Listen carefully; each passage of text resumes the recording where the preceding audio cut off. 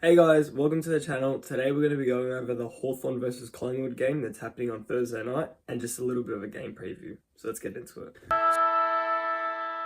So firstly, I'd like to discuss a little bit of the changes into the team and what's going to happen. So I think it's pretty just simple. I think Jack Dalton will be out for Dylan Moore and Harry Morrison will come out for Sicily. So nothing too big there. And I assume Finn McGuinness will stay, Jack Scrimshaw will stay. They both had amazing games. So I see no reason why they should be taken out of the side, but yeah, as for Collingwood, obviously I'm not going to talk about them too much, they're not my team, but as for Collingwood right now, as of filming, Pendlebury is being rested this week, so he can play his record-breaking game a few weeks down the line against the Eagles, and Tim Membry is also going to be sidelined with some sort of injury. I don't know whether it's a hamstring or what, but it was, he got that on the game against Essendon on the weekend in the Anzac Day clash, so he will not be playing. As for who comes in, Darcy Moore is set to play, so he's going to come back in, and I don't know who will come in for Pendlebury. We'll just have to wait and see. Now, a big question throughout the week is Nick Daicos, right? Always the talk is about Nick Daicos. Do we need to tag him? Short answer, no. And midfield matched pretty well against the Gold Coast midfield, and they have some of the best midfielders in the comp. Obviously, Christian Petrarca, Noah Anderson, Matt Rao, Bailey Humphrey, Tuka Miller. Didn't need to tag any of them, and we still won that comfortably. The Dogs midfield going into that game, that was a pretty strong midfield as well.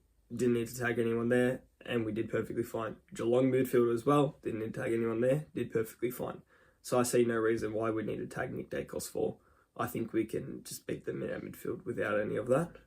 But again, we never know. Maybe Finn McGuinness could come in and, he's already in, could, play that tagging role on Nick Daicos, but I guess we will have to wait and see for that one. Now I want to talk about, obviously, the two teams going into this game, the form that they're bringing and how they're going to play.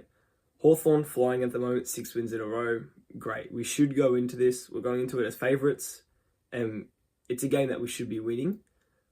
There's obviously the possibility of us dropping it. However, could be slim. I'm not one-eyed, but I'll say that they still have a chance, obviously.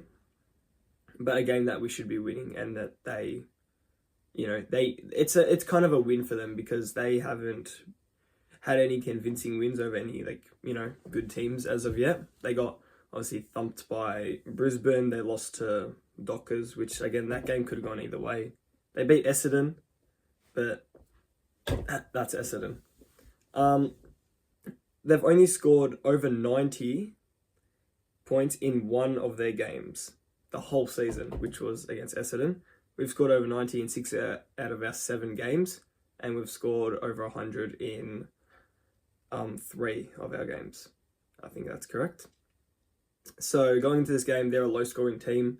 We just can't snoop down to their level and play the way they want us to play. As we saw with the Dockers game, they made it a slow stoppage game. Obviously, it was wet that night, so that's contributed why. But they made them play like they wanted to play. It was low scoring, and that's usually what they do with the other teams. So we can't do that. We need to be a high-scoring team. If we score over 100, we should be fine.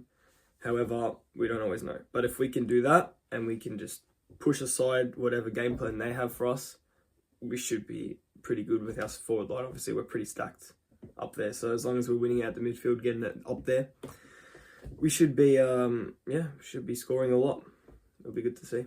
Over recent years and recent games, we do match up against the Pies pretty well, obviously smashing by 66 points and 70 something in round 22 last year. I don't remember exactly what the margin was. So it's a new year, slightly new team, new game plan, everything. So it's not like we can just go into this and be like, oh yeah, we beat them last time, we'll beat them this time. It's not going to be the same. Always the possibility of us losing. I'm not saying we're going to win. There's a possibility of us losing. But if we look at their record here, they just scraped by the Saints and the Blues at the G.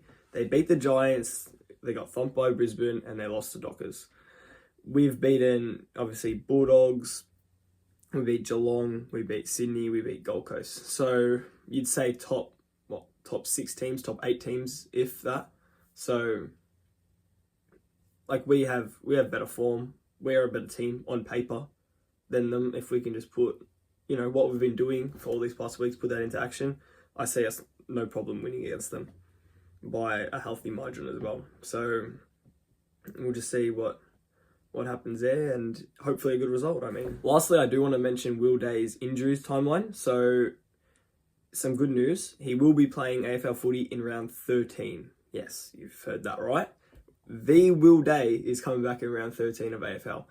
Now, he's set to come back in AFL's round 11, and he'll play a game in a VFL. He said on AFL 360 last night that he will play one game in the VFL and see how he goes after that. So he'll play on managed minutes. He might play 1 or 2 games, and then he'll hopefully be back in by round 13, which is super exciting to see. They'll be against the Dogs on a Friday night, of course.